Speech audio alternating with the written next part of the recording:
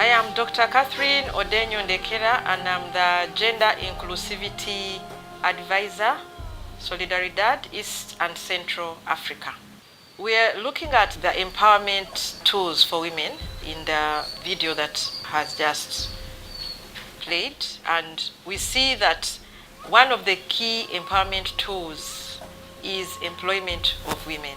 It's very clear in the documentary, the women within the mines.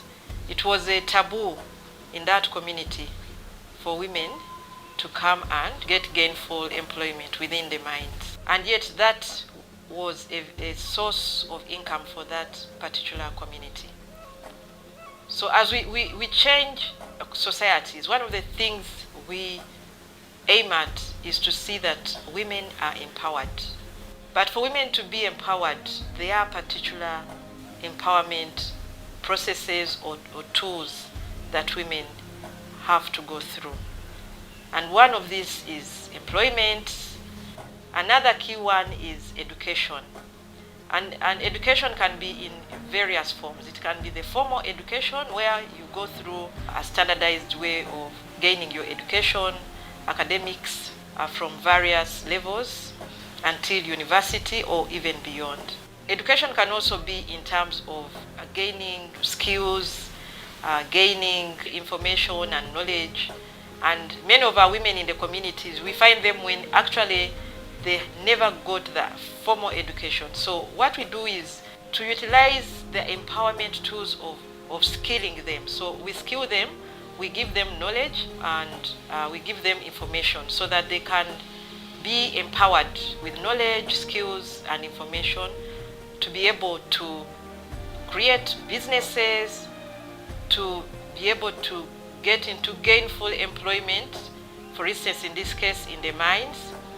We also equip them with skills to be able to have finance literacy so that even when they get the money, they know how to utilize it, they know how to save it.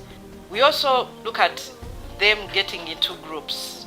Some of the groups are cooperatives, for instance, and some of the groups can be the village saving and loans associations. So when women get into these groups, they actually get equipped with some informal skills that make them more assertive, but even then, they are even more able to participate in group dynamics, and some even end up taking up leadership positions. So when these women take up some of these positions, they even become more empowered, and they even now start engaging on some of their needs as individuals, but also the needs of other women in the communities. So the empowerment tools that we use to empower women in our communities are very critical because they make this woman start now advocating for her needs, but also they help her now get involved in the spaces, more especially in the business spaces in that community. Because without some of these empowerment tools, she is bound to get a lot of resistance because many times the doors are locked for women to enter in some of these spaces. But when we give her skills, when we give her the trainings, when we enable them get into leadership positions, when we open up employment opportunities for them in places like mines, when we open up education opportunities for them, the woman becomes empowered. Thank you.